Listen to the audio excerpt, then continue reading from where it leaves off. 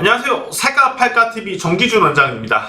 오늘은 바이오 제약 섹터 한번 분석을 해볼 텐데요.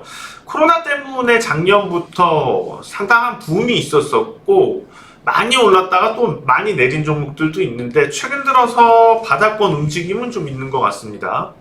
자, 오늘 두 분 나와서 같이 한번 분석해 볼 텐데요. 제 옆에 파란 옷을 입고 계신 분이 나성민 연구팀장님이시고요. 안녕하세요. 네, 반갑습니다. 안녕하세요. 자, 옆에 붉은색 옷 입고 계신 분이 조영욱 트레이딩 센터장이십니다. 안녕하세요. 네, 안녕하세요. 자, 지금 코로나 관련돼서 백신, 그 다음에 치료제 이런 종목들이 이번 달에 보면 움직임들이 조금씩은 나왔어요. 물론 이제 작년에 코로나가 상당히 붐이 일었을 때 그런 제약바이오주들의 급등하고는 좀 비교할 수는 없는데, 근데 또다시 한번 여기 수급이 왔다 갔다 하다 보니까는 이렇게 궁금해 하시는 분들이 많이 있는 것 같아요. 그래서 주요 종목들하고 한번 분석을 해 볼 필요가 있을 것 같습니다. 자, 어떻게 오늘 제약주, 그 다음에 좀 코로나 관련된 주 나눠서 볼 필요는 있을 것 같아요.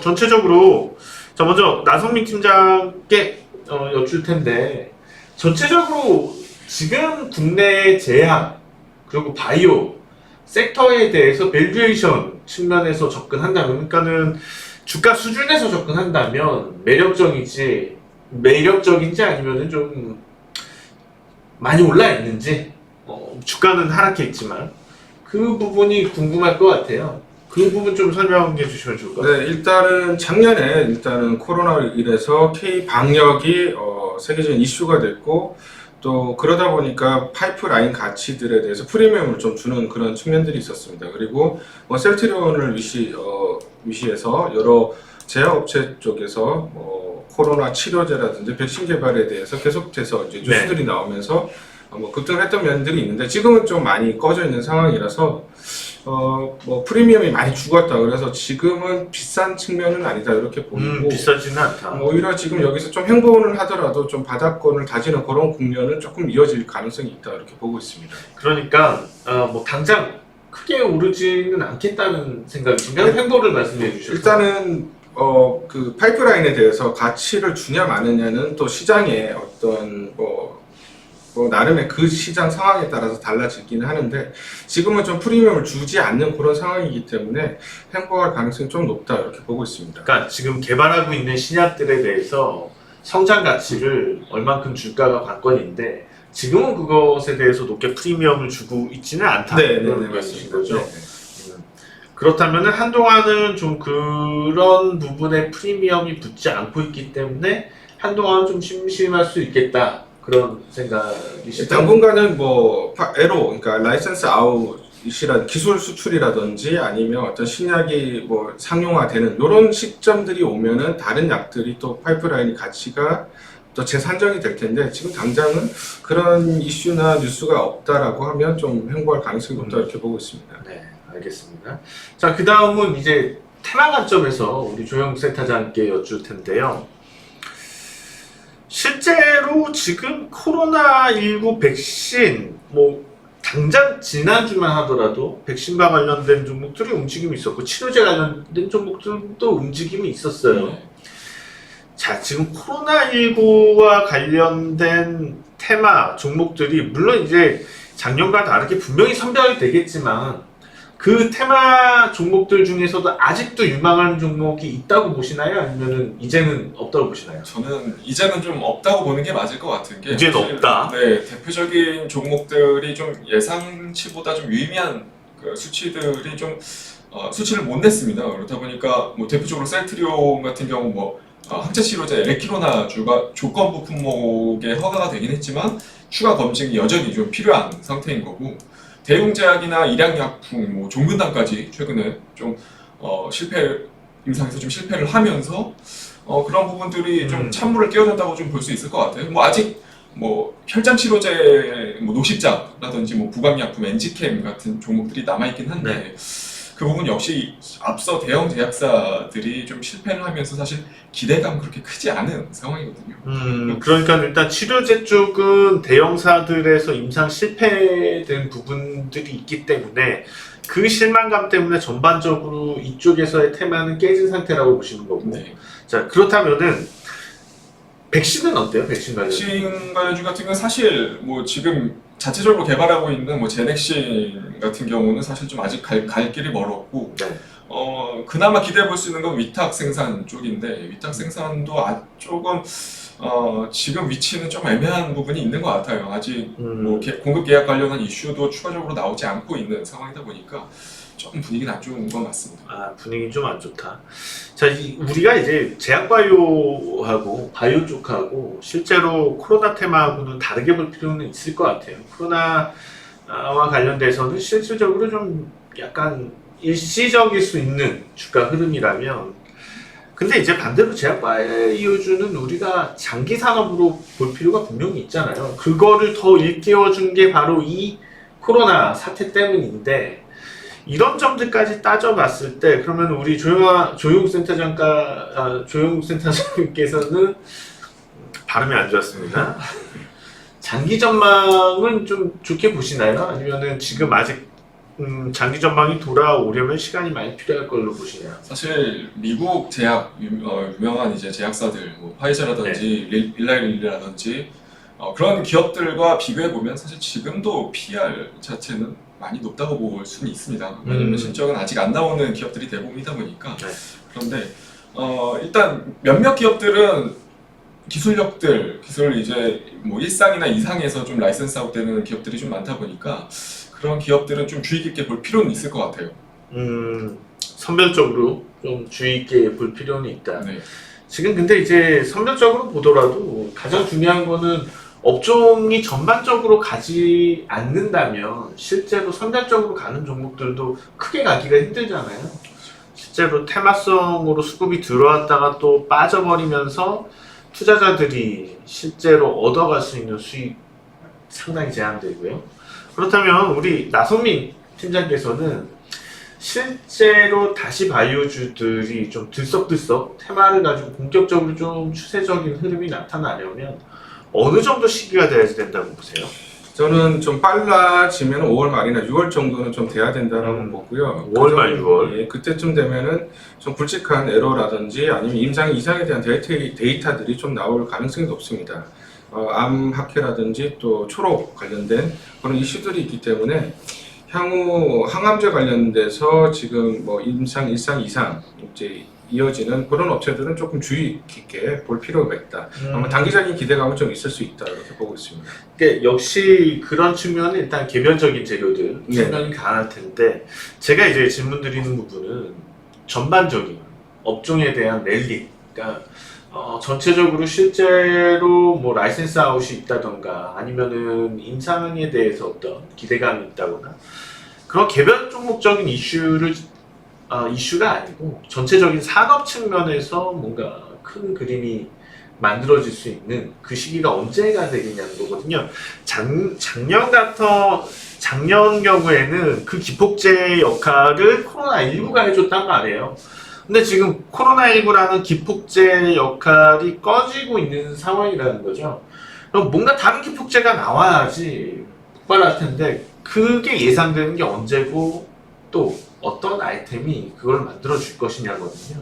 그것에 대해서 한번 좀 생각하시는 부분이 있어요. 네, 일단은 그런 이제 보통 보면은 1월 달에 그 JP 모건 헬스케어 컨퍼레이션이 있는데 대부분 그때쯤 돼서 그러니까 보통 11월 말 12월 달 돼서 그런 이제 뭐 초대가 된 회사들 혹은 임상이 들어간 보통은 이제 항암제 치료를 개발하는 업체들인데 그때쯤 돼야 한 차례 뭐 전반적인 업사이드를 좀 볼 수가 있고요.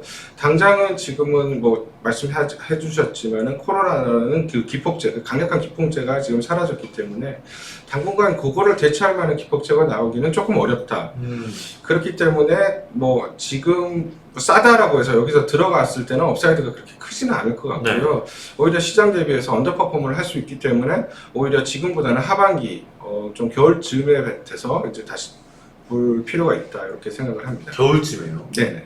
내년 상반기는 그런 기대감이 좀 있는 거예요. 보통은 이제 또 1월 효과들이 있기 때문에 상반기 보통 이제 12월 말에서 1월 초에는 이제 움직임들이 있기 때문에 그때쯤 한번 노려볼 만하다 이렇게 보고 있습니다. 그것도 뭔가 예상되는 기폭제는 아니죠? 지금은 임상의 라이센스 아웃 뭐 기대감들이 이제 서서히 이제 움직임이 있어야 되는데 아직은 임상 2상이나 3상 데이터들이 아직은 나오는 그런 시즌이 아니기 때문에 조금 더 시간이 필요하다 이렇게 보고 있습니다. 네, 알겠습니다. 우리 조영 센터장께서는 어떤 예상되는 기폭제라든지 시기 어떻게 생각하시나요? 저는 개인적으로 좀 오래 기다려야 될 것 같아요. 지금 바이오 섹터 같은 경우 사실 상징적인 종목이 셀트리온인데 셀트리온이 좀 많이 망가졌거든요. 근데 네.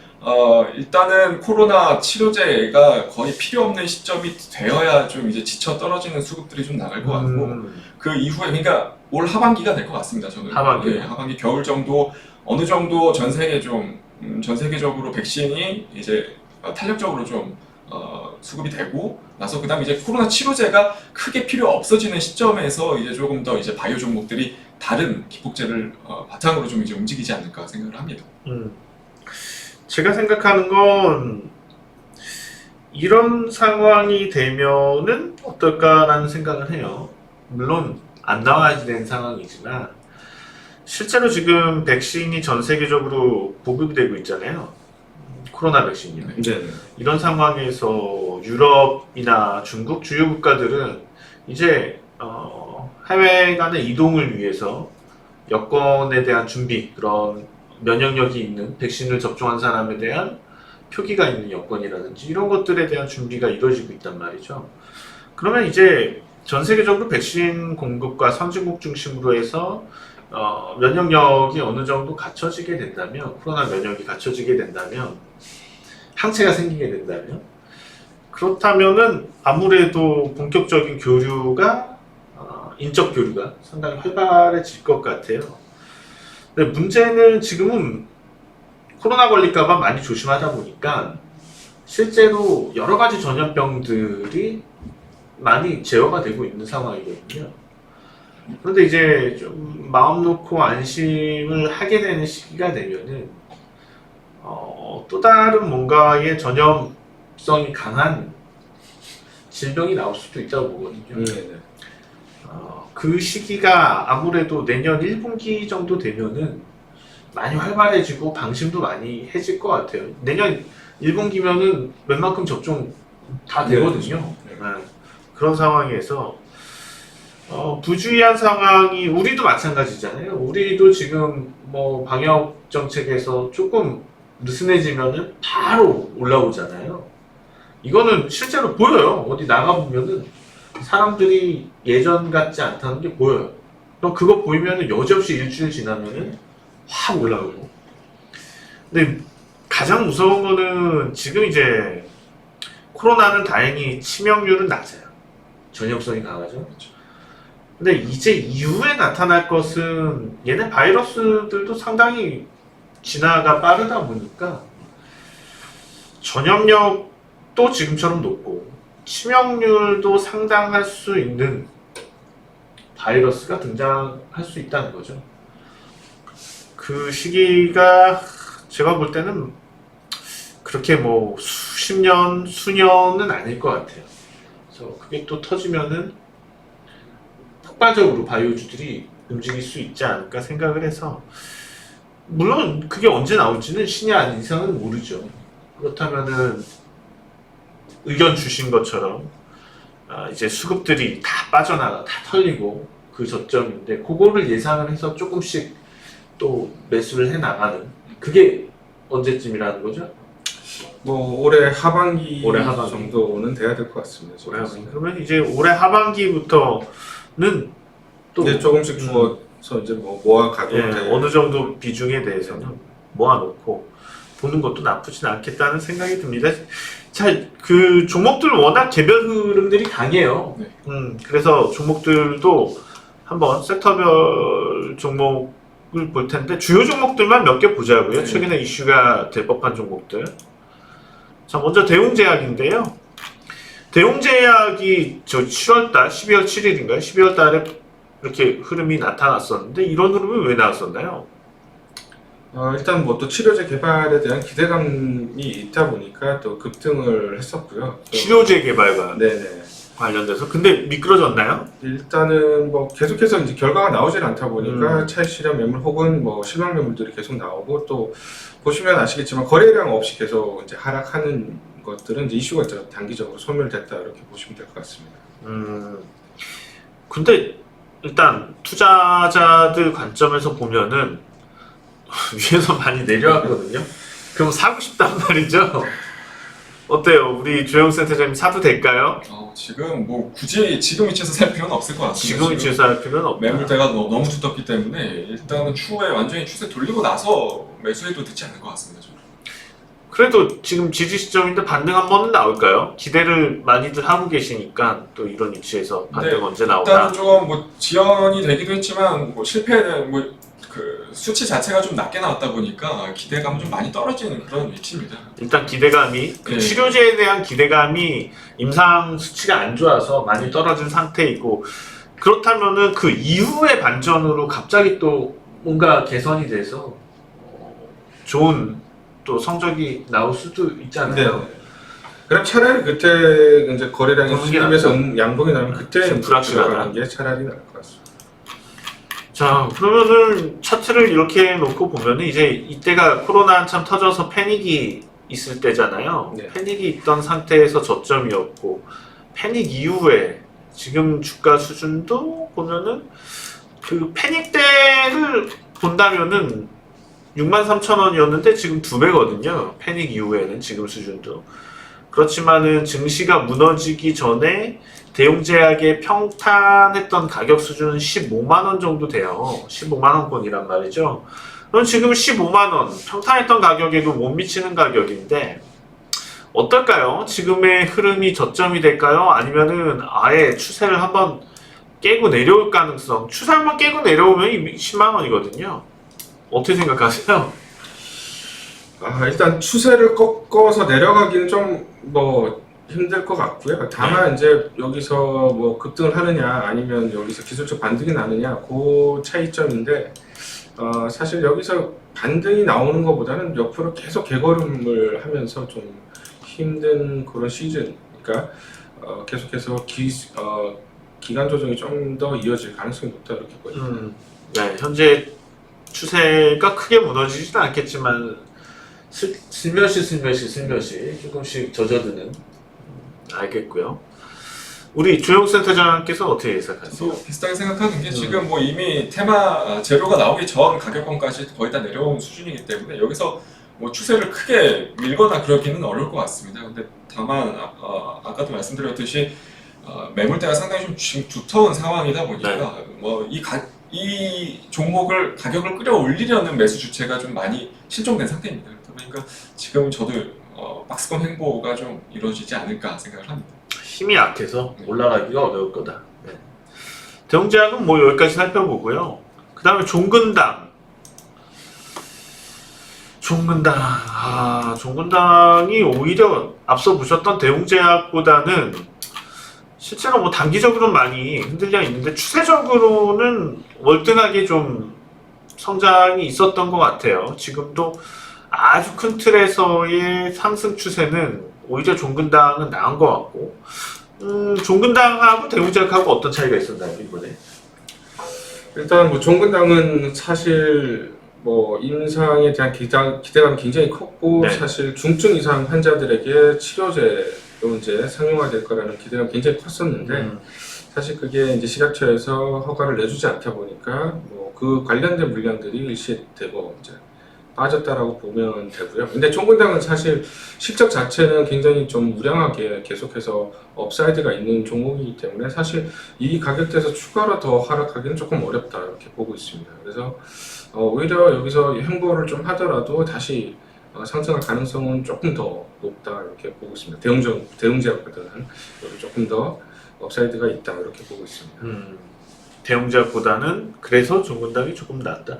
우리 조용 센터장께서는 앞서 연구팀장님이 말씀해 주셨듯이 사실 대웅제약이랑 똑같아요. 뭐 패턴은 똑같아요. 똑같은데 올해 실적이 좀 기대가 되는 종목 중에 하나거든요. 바이오 산업 쪽에서. 그래서 그런 부분을 좀 감안한다면 지금 위치에서는 더 밀리긴 좀 어려울 것 같고. 아, 오히려 그러니까 펀더멘탈적으로 대웅작보다 종근당이 나은 점이 있다는 네. 거죠. 그 차이가 지금의 주가 이런 추세를 만들었다는 거고, 이런 이유 때문에 종근당 주가가 크게 좀 지금 위치에서 무너지기는 오히려 어렵다는 의견이신 거고요. 사도 될까요, 그럼 종근당은? 근데 저는 뭐 여기서 분할로 좀, 그러니까 단기에 급등하기는 좀 어렵지만, 이제, 아까 말씀해 주셨지만, 펀더멘탈적으로는 나쁜 회사는 아니기 때문에, 분할 매수로 지금부터는 이제 접근을 하셔도, 괜찮을 거라고 보고 있습니다. 좀 실적 동향인데요. 그러네요. 실적이 많이 나네요. 네. 근데 참 그래도 바이오주인데 바이오주 PER이 너무 낮은 거 아니에요? 보통 3, 40배씩이 보통 받는데, 사실은 굉장히 낮다라고 봅니다. 그만큼 예상될 수 있는 성장세보다는 사업이 안정적이어서 그런가요? 그런 측면들이 조금 강합니다. 그러니까 종근당 같은 경우는 사실 그 신약 개발에 조금 미진했었거든요. 옛날에 과감하게 투자하기보다는 좀 안정적인 그런 베이스 기반으로 해가지고 사업을 키워왔기 때문에 PR이 조금 타사 대비해서는 좀 낮은 경향이 있습니다. 그러면은 이게 사실 제약주가 신약이라는 이런 아이템들, 그런 향후 고령화 사회에서의 어떤 뚜렷한 성과를 낼 수 있는 아이템들, 이런 게 없고 그냥 제약산업이라고만 놓고 딱 놓고 보면은 진짜 PER이 높을 이유는 1도 없거든요. 어떻게 보면 반도체부터 해서 정유라든지 건설이라든지 철강 이런 것보다도 오히려 더 성장성이 없을 수도 있어요. 그런 거를 감안한다면 지금 PER이 꼭 낮다고는 또 볼 수는 없겠네요. 근데 또 저 파이프라인 임상 이상 네. 데이터들이 나올 것들이 좀 있기 아, 때문에 그래요? 그런 것들은 조금 기대감들이 또 있습니다. 신약 개발하고 있는 네. 부분도 없진 않다. 유럽에서 이제 임상 이상들을 진행하는 것들이 있기 때문에 그런 파이프라인 가치는 또 있기 때문에 뭐 마냥 비싸다라고 보기는 조금 어렵습니다. 네. 근데 이제 그런 부분들이 기본 가지고 있는 덩치보다 라이센스의 가치가 월등히 커야 되잖아요. 네.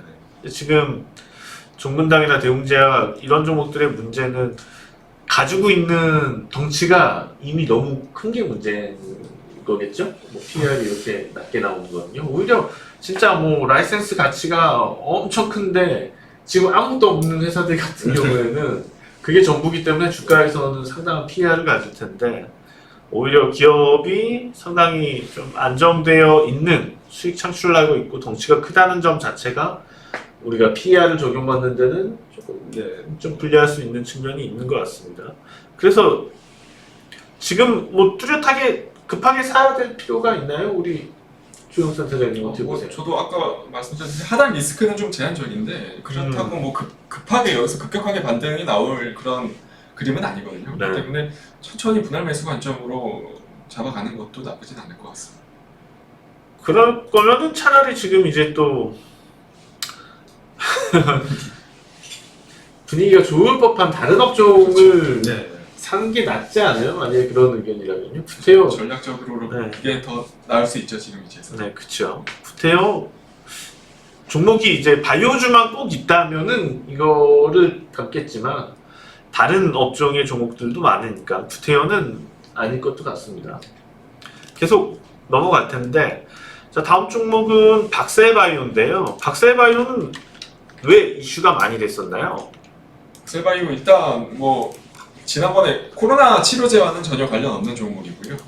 지금 뭐 시가총액이 2조가 넘어가는 신규 상장 종목 중에 하나인데 지난번에 한참 대시세를 좀 네, 노출했을 맞아요. 때 임상 이상 진행 중인 면역세포 치료제에서 이제 엄청난 중간 데이터를 좀 발표를 했습니다. 네. 그러다 보니까 그게 1차적인 이슈가 있었고 두 번째 이제 파동은 이제 무상증자 관련한 이슈가 좀 같이 좀 나오면서 대시세를 좀 노출한 종목 중에 하나입니다. 그러니까 무상증자, 그다음 면역세포 치료제 그 이슈 때문에 폭발적으로 올랐다가 지금은 그러면은 모멘텀이 꺼진 게 아니잖아요. 그렇죠. 그럼에도 불구하고 27만 5천 원 하던 게 지금 거의 반토막도 더 났네요. 왜 이렇게 된 거예요? 악재가 있었나요? 아니요, 따로 악재는 없었는데 너무 좀, 급하게 너무 과한 면이 있었던 것 같아요. 제가 올랐을 당시에 버블이 조금 심했었던 것 같고 그 수급들이 좀 단기간에 좀 빠져나가면서 일단 무상증자 발생하기 전 가격권까지 좀 내려온 상태라고 보면 돼요. 그 업종이 깨지면은 다 깨지는 건 거죠. 네, 섹터 섹터가. 자체가 무너지다 보니까 그렇게 된 것 같은데. 자, 그러면은 박셀바이오 같은 경우에는 이 틈을 이용해서 접근해 볼 만한 건가요? 어떻게 보세요, 영국진 장님? 일단은 뭐 여기서 지난번에 이제 단기 시세를 분출을 했기 때문에 저 가격대까지 가기는 조금 어렵다. 위에 매물대가 너무 두텁기 때문에 기술적 반등 정도는 좀 노릴 수가 있는데 일단 짧은 관점에서 뭐 한 20만 원까지 한번 노려볼 만하다 이렇게 보고 있습니다. 짧게 그냥 너무 막 중장기 투자할 건 아니고 네. 짧게 볼 필요는 있다. 그럼 지금 반등이 임박한 시기인가요? 아니면 조금 더 기다가 올라갈까요? 일단은 바이오 섹터가 계속해서 저희가 이제 말씀을 드리는 게 섹터 자체가 지금 수급이라든지 심리가 많이 죽어 있기 때문에 전반적으로 종목도 조금 선별해서 압축되는 그런 경향들이 있습니다. 그래서 기관들도 마찬가지고 외인들도 마찬가지고 전체적으로 바이오를 다 그러니까 비울 수는 없기 때문에 기본적으로 가져가는 종목들만 압축할 수가 있습니다. 지금 현재 자리는 그렇기 때문에 박셀바이오 같은 경우에도 그렇게 압축된 종목 축에 들어갈 수가 있어서 단기적인 시세는 나올 가능성이 높다 이렇게 보고 있습니다. 제약포트 중에서 박셀바이오 같은 종목들은 좀 기관이나 외국인이 담을 수 있기 때문에 네. 단기적인 시세는 가능하겠다 의견이시고, 우리 센터장께서는 어떻게 보세요? 저도 일단 단기 트레이딩 관점에서만 좀 유효하다고 볼 수 있을 것 같습니다. 앞서 그 지금 진행 중인 가장 중요한 면역세포 치료제에 대한 중간 데이터들이 계속해서 좀 발표가 되고 좋은 소식들이 발표가 되고 있다 보니까 그런 부분들을 좀 기반으로 좀 당분간은 임상 관련한 종목들 중에서는 대장 주격 좀 움직임을 좀 보일 가능성이 좀 높다고 봐요. 그래서 단기 트레이딩 관점에서 충분히 좀 지금 위치에서는 관심 있게 보셔도 될 것 같다라고 좀 정리해드리고 싶습니다. 단기적으로는 접근해볼 만하다, 뭐 그런 의견이셨던 것 같습니다. 종목별로 지금 시세가 많이 전체적으로 업종 시세가 내려온 상황인데 이렇게 종목별로 보니까는 사정이 다 다른 것 같아요. 네. 지금은요. 자, 그 다음에 알테오젠도 제가 아주 많이 본 것 같은데 이슈가 많이 된 종목인데 최근까지도 등락이 뭐 장난이 아닌데요. 와, 알테오젠은 어마어마하게 진짜 많이 올랐었네요. 밑에서 이거 왜 이렇게 많이 이렇게 올랐었나요? 일단 에러가 있었습니다. 그래서 기술 수출이 되다 보니까 이제 기업 가치가 많이, 그리고 이제 기존에 있던 파이프라인의 가치에 대해서 재산정이 이루어지면서 이제 급등을 했고요. 단기적으로 이제 10배가 오르는데 네. 진짜 이게 10배가 이거 무슨 정말 10배면은 복권도 아니고 참 이게 대단하다. 사실은 이제 3, 4만 원대부터 에러 뉴스들이 계속 있었습니다. 근데 실질적으로 나오면서 급등을 했다 이렇게 보고 있습니다. 어떤 약이에요? 일단은 뭐 기본적으로 알테오젠 같은 경우에는 기존에 쓰고 있던 약들을 좀 대체하는 그런 약들인데 일단은 기존의 뭐 함의약품이라든지 아니면 뭐 LNC 바이오 이런 쪽에서 만들던 거와 제네릭인가요? 카페약이에요? 피약을 조금 더 대량 개성한 신약. 네네. 아. 쓰던 거를 조금 더 그런 쪽으로 또 강자구나. 네네. 어쨌든 간에 중요한 거는 지금인데 문제는 다른 종목들은 더 많이 고점 대비해서 빠져 있는 것도 같은데 그만큼은 또 안 받고 있어요. 그러면은 가격 측면에서는 새로 들어가려고 했을 때는 약간 좀 더 안 빠지나?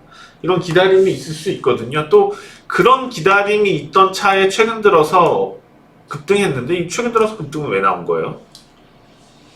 크게 뭐 이슈는 없었는데 최근에 바이오 종목들이 좀 대부분 좀 괜찮았습니다. 근데 알테오젠 같은 경우는 추세를 견고하게 지키고 있었던 종목 중에 네. 하나거든요. 유일하게. 그렇다 보니까 아무래도 조금 기관이나 외인 수급들이 단기간에 좀 유입된 걸로 좀 해석이 됩니다. 단기적인 접근이 있었다. 실적 동향을 보니까 올해부터는 그래도 이익이 조금씩 나기 시작할 건 같네요. 네. 올해 그런 이익이 154억이면은 이 회사 같은 경우는 거의 적자다가 이제 창출이 된 수익인데 그 수익에서 1600배의 PER 뭐 그닥 의미는 없습니다. 네. 실제적으로. 그렇다면은 지금 뭐 임상 중이고 있는 이런 신약들이 다 안정적으로 된다고 했을 때 예를 들어서 뭐 3천억의 영업이익이 발생한다고 쳤을 때도 68배의 PER이에요. 실질적으로 알테오젠이 안정적으로 3천억의 영업이익을 낼 가능성은 어느 정도 될까요? 몇 프로나 된다고 보세요? 몇 년이 걸릴 것 같으세요?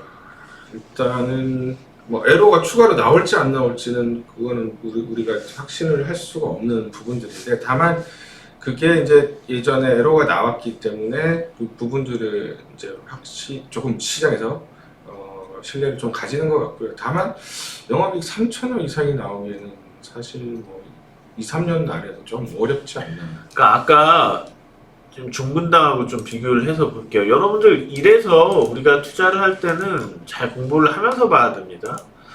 종근당 같은 경우에는 이제 내년 실적 기준으로 볼게요. 영업이익이 1,500억이 나오고 있는데 예상이 되는데 1,500억인데도 15배의 PER입니다. 현재 주가 수준이요.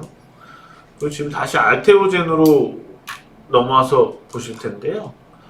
알테오젠 같은 경우에는 3천억 원의 영업이익이 나와도 PER이 68배입니다. 그러니까 만약에 1,500억이라고 친다면은 그러면은 PER이 한 135배 정도 되는 거죠. 135배입니다. 그러니까 영업이익 측면에서 종근당 수준까지 올라와야지 그래야지 1,500배 맞나요? 1,500배가 맞나요? 그렇게 되면 150배. 그래야지 150배의 PER인데 실질적으로 1,500억의 영업이익이 날 수 있는 보장되는 시기도 상당히 미지수라는 거잖아요. 그럼 이거 주가가 지금 많이 내려왔어도 어마어마하게 비싼 거예요. 그렇다고 종근당이나 이런 데서 신약 개발 안 하냐? 그런 것도 아니고 자금력으로 간다면은 실제로 이런 알테오젠이나 이런 기업보다는 대웅제약이나 종근당에서의 확률이 더 높겠죠. 그렇죠. 자금력은. 그러니까는 투자를 중장기 투자를 하실 때 그림만 보고 중장기 투자 보시는 게 아니고 이런 펀더멘탈적인 사항들 다 계산을 하셔서 보셔야지 돼요. 그렇지 않고서 그냥 신약 얘기만 듣고 이렇게 따라다니시면은 금방 반토막 납니다. 여기서 만약에 제약업종들이 무너진다면은 아무리 신약 뭐 갖고 있어도 어쩔 수 없이 빠지게 될 텐데 그럼 지금 샀어도 75,000원까지 주가 내려가는 거 이게 순식간이거든요. 이런 종목들은. 네. 오히려 좀 기성 제약주 같은 경우가 좀 떨어질 때도 안정적인 측면이 있을 건데 이런 측면을 본다면은 저는 너무 지금 성장성이 묻어있는 종목들이 단기적으로는 어떤 흐름일지 모르지만 중장기적으로는 위험할 수 있다 그렇게 보고 있어요. 자, 그렇습니다. 네, 변동성이 클 수밖에 없습니다. 일단은. 네, 조심해야죠. 네. 속내를 모르면은 그냥 아니 왜 신약 나오고 어쩌고 좋다는데 왜 이렇게 나쁘게 분석하는 거야? 속내를 모르면 그런 말씀도 하실 텐데 속내를 알고 투자를 해야 됩니다. 자, 마지막 종목 셀트리온입니다. 그렇다면은 그런 종목들 중간과 그거를 또 대표적으로 할 수 있는 게 바로 셀트리온 가장 중요할 종목인 것 같아요. 한국에서. 자, 부담감 팍팍 가지시고 예측 좀 해주세요. 셀트리온이 작년만 하더라도 좀 기대도 계속 있긴 했었는데요. 자, 어떻게 생각하세요? 셀트리온 이제 저점에 온 걸까요? 아니면은 더 기다려야 될까요? 먼저 우리 예, 일단 셀트리온은 치료제에 대한 기대감, 치료제 관련돼서는 이제 다 빠졌다라고 보면 되고요. 지금은 이제 램시마 SC라든지 제형에 대해서 유럽 그리고 미국 수출 혹은 이제 매출 증가에 대한 기대, 요거를 지금부터는 이제 가져야 될 그런 시즌이다 이렇게 보면 됩니다. 일단은 1분기는 예상 외보다는 실적이 좀 좋지는 않았습니다. 매출이라든지 영업이익도 예상치보다 좀 낮았고요. 다만 이제 올해 뭐 중순 6월달 이후부터는 유럽 쪽에 뭐 수출이 좀 정상화될 가능성이 있기 때문에 지금 건에서는 추가 하락은 좀 제한적이다 이렇게 보고 있습니다. 지금은 당장은 다 빠진 것 같다 네. 이런 의견이신 것 같고 우리 조용 센터장께서는 어떻게 생각하세요? 저도 일단 뭐 치료제 관련해서 좀 실망감, 뭐 당연히 조건부 품목 허가가 나긴 했지만 지금 추가 검증이 좀 필요한 상태지만 크게 무리는 없을 것 같아요. 그래서 치료제 관련한 악재는 이제 끝났다고 보는 게 맞을 것 같고 이제부터는 조금 전방 사업에 관련한 부분들을 토대로 좀 실적이 이제 1, 2분기 정도 실적에 대한 모멘텀이 좀 이제 발생을 할 걸로 좀 예상을 하고 있기 때문에 지금부터는 크게 부담 없는 위치이지 않을까 싶습니다. 지금 제가 네온 박스 쳐드는 이 라인이 빠지지는 않겠다는 거죠? 네. 만약이라도 안 빠질까요? 그럼 추세하락이거든요. 그럼 이게 매우 중요한 건 코스닥을 비롯해서 이제 셀트리온보다도 셀트리온 헬스케어라든지 셀트리온 이제 제약 같은 경우가 바로미터가 되니까 또 셀트리온이 그러면 코스닥 시장은 사실 절대적 영향이거든요. 전체적으로 시장이 뭐 셀트리온 자체만으로 코스피 영향은 뭐 제한적이라고 하더라도 진짜 중요해요. 그래서 이제 두 분 의견대로라면은 거의 지금 지지에서 빠질 확률은 없다는 거 맞나요? 네, 확률은 낮다. 확률이 낮다.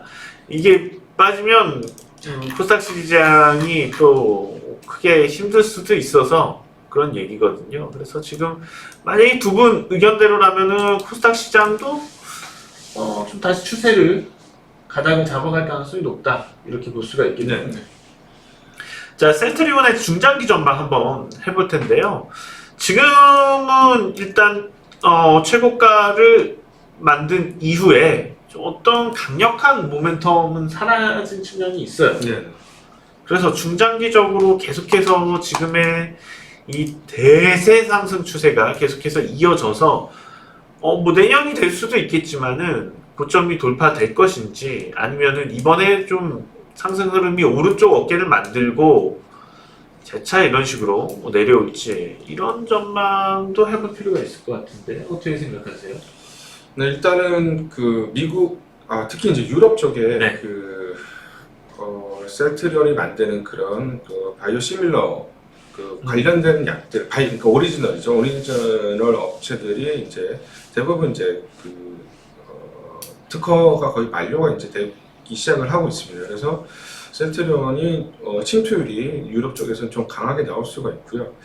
그렇다면은 뭐 1분기보다는 한 2분기 정도 실적을 조금 더 좋게 예상을 할 수가 있기 때문에 뭐 우상향은 좀 일어날 것 같고요. 다만 이제 우려되는 건 뭐냐면 작년 4분기 그리고 올해 1분기, 4분기 특히 실적이 개선될 거라고 예상을 했는데 생각보다는 조금 저조했습니다. 그래서 사실 바이오가 그런 이제 예측하기가 조금 어려운 측면은 있기 때문에 좀 조심을 해야 되고요. 다만 2분기 실적이 예상치보다 좀 상향이 된다라고 이제 이렇게 시장이 본다면 충분히 전고점을 좀 돌파 시도를 할 가능성은 좀 있다 이렇게 보고 있습니다. 일단은 당장은 실적 불확실성도 있기는 했었지만 그렇지만은 좀 중장기적으로 볼 때는 실적이 좋아질 여지가 많이 있다. 네, 충분히 있다. 그런 것도 감안한다면은 전고점을 다시 돌파할 날이 있지 않겠느냐인데 그게 내년이 될까요? 올해가 될까요? 저는 3분기 정도면 되지 않을까. 올해 3분기면은 3분기에서 4분기쯤 올해 하반기에는 좀 고점을 회복할 모습이 있겠다. 네. 그럼 앞서 그러면 전반적인 제약바이오주에 대한 의견하고는 좀 다른 의견인데 그럼 셀트리온은 개별로 봐야지 되나요? 일단은 뭐 전반적으로 섹터가 뭐 수급적인 또 심리적으로 많이 죽어 있는 상황입니다. 그렇지만 아까 말씀드린 뭐 종목 오늘 여러 가지가 했는데 뭐 개별적인 이슈들을 이제 다시 봐야 되는 그런 시즌인 것 같고요. 섹터련도 그런 개별 이슈가 조금 더 눈여겨봐야 될 거라고 보고 있습니다. 네, 알겠습니다. 우리 조영욱 센터장께서도 의견을 주셨으면 좋겠는데 지난 고점을 돌파하는 날이 올까요? 온다면은 그 시기가 어느 정도 될까요? 저는 일단은 올해 저도 3, 4분기 정도 안에는 한 차례 지난 고점을 돌파하는 움직임이 나올 것 같고 일단 작년부터 연구 인력, 뭐 마케팅 부분 대부분의 인력들을 코로나 치료제 관련한 쪽으로 집중을 시켰습니다. 그러다 네. 보니까 아무래도 실적이라든지 뭐 이런 부분들이 조금 떨어졌을 수밖에 없는데 지금부터는 이제 다시 본업으로 돌아와서 또 관련한 부분들을 또 신경 쓸 거기 때문에 이 1, 2분기 정도만 돼도 이제 실적 발표되는 시즌, 그러니까 3분기가 되면 어느 정도 좀 그런 부분들이 정상화 궤도에 올라있지 않을까 생각을 합니다. 네, 근데 이제 한 가지 생각해봐야 될 거는 코로나에 대한 연구개발로 인해서 코로나 백신과 치료제 연구개발에 편중하다 보니까 다른 쪽에서 실적이 좀 미지근했을 수 있죠. 근데 이제 또 코로나 영향 때문에 주가가 오른 측면이 있잖아요. 네. 네. 이 부분이 아련한 거죠. 네. 그렇다면은 실제로 코로나 연구 인력들이 다시 재배치되고 정상이 된다고 했을 때 계속 이제 앞서 시작했을 때하고 되풀이되는 부분인데 코로나라는 강력한 모멘텀이 있기 때문에 제약바이오주들이 제 가치를 찾아서 올라갔었단 말이죠. 성장가치까지 플러스 알파로 돼서. 근데 지금 코로나 모멘텀은 확실히 꺼진 거잖아요. 그 이후에 기폭제가 당장은 존재하지 않는다는 것도 공감을 해주셨고요. 그런 게 없더라도 셀트리온은 좀 상승세를 재차 만들어 갈 수 있을지 아니면은 그 기폭제를 좀 기다려야 될지 그거거든요. 지금 말씀 주신 거는 앞서 이제 전체적으로 제약바이오에 대해서 얘기를 주신 거는 기폭제가 발생되는 시기가 지금은 좀 기다려야 된다는 거고 제약바이오에 대해서 지금 이제 셀트리온에 대해서는 지금이 좀 본다면은 하반기에 그런 지난 고점 돌파를 위해서는 지금 매수할 위치라고 말씀을 하시는 게 좀 상반되잖아요. 그래서 그 부분에 대한 우리 구독자분들의 이해가 필요할 것 같아서 설명을 좀 주시죠. 네, 일단은 미국 특히 이제 유럽 쪽에 이제 램시마 SC 제형 수출이 이제 좀 급격히 늘어날 가능성이 있고요. 그게 이제 한 가지 모멘텀이 될 가능성이 있고 다만 지금 단기적으로는 사실 뭐 주가를 오버슈팅 할 수 있는 재료가 그렇게 강력한 재료는 없습니다. 그렇기 때문에 지금 뭐 서둘러서 사는 것보다는 오히려 이제 조금 기다리면서 천천히 보실 필요가 있고요. 일단은 뭐 본격적인 거는 올해 중순 이후를 좀 봐야 될 거다 이렇게 정리를 하고 싶습니다. 일단 뭐 진입할 수 있는 시기를 찾는다면 올해 하반기에 찾아보자 그런 의견이신 거죠.